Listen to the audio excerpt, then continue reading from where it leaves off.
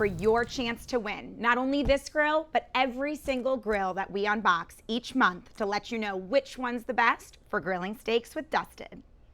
Hi guys, welcome to the August edition of Dusted Grillaways. This month, we're doing the Weber Q1000. Let's unbox it.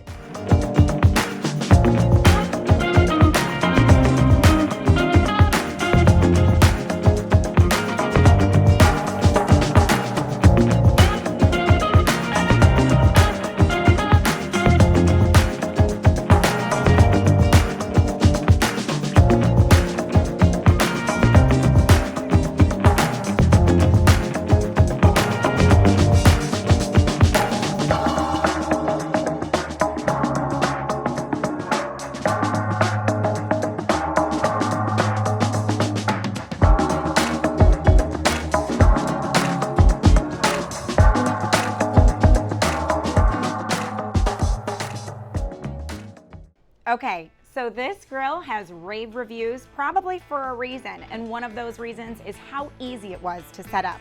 It came almost fully put together, aside from these grates that were very nicely protected. The handlebar was off, which was a whole 2 screws that you had to put in, and a couple of pegs and clips in the back to get this on. There's a nice little cap in the back over here before you hook up your propane. And what's really nice is, as you can see, the propane, when it's standing straight up, isn't hitting the table. Some grills have you hook up the propane, but it actually hangs lower than the grill, so you need to have a surface where you can hang it off the side.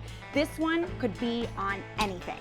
The only other part that you need to put together is this amazing drip pan that's right underneath, and it literally just slides right in. Easy peasy. We're gonna throw on a New York strip that's been dusted. See how it does there with the fat cap and the char grilled marks.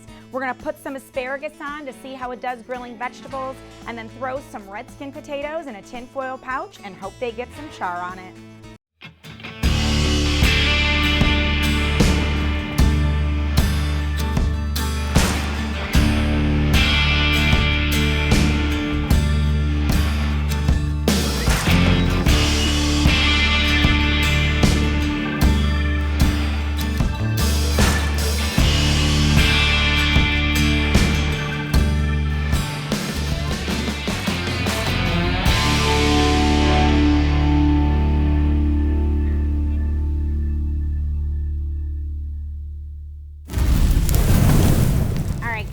We've already got the potatoes on the grill. They take the longest. We can give them a little shake every once in a while. The tinfoil does get hot, but it's not too hot just yet.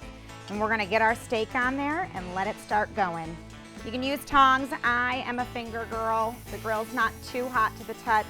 And before we put it on its side, I wanna get that fat cap nice and marbleized. So I'm gonna give it a minute.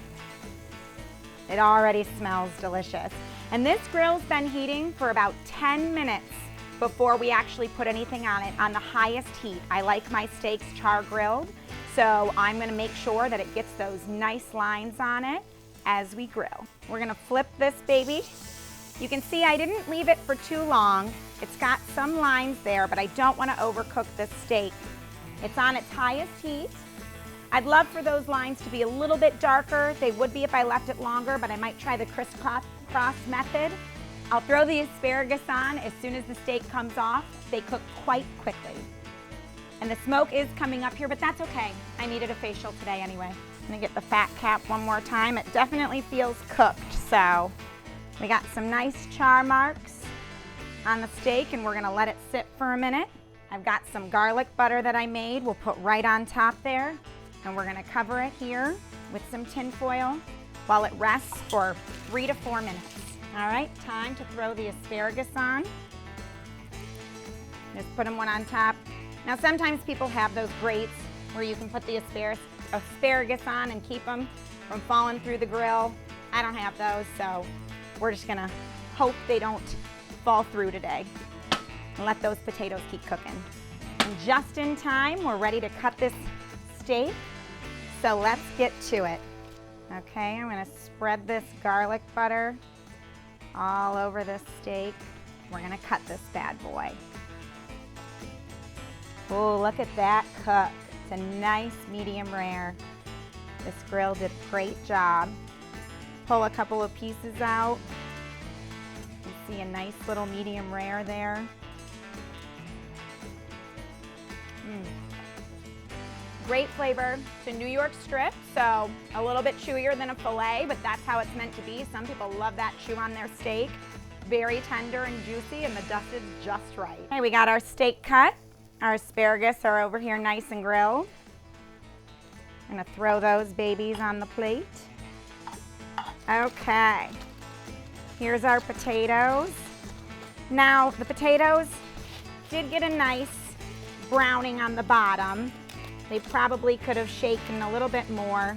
I absolutely loved this Weber Q1000.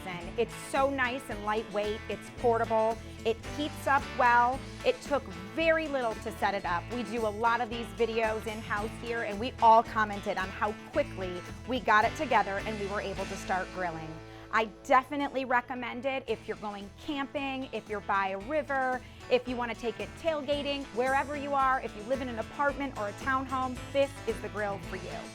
The nice thing is that once it starts getting heated up, and it does heat up very nicely, it has these plastic handles and you can still move it wherever you want it to go.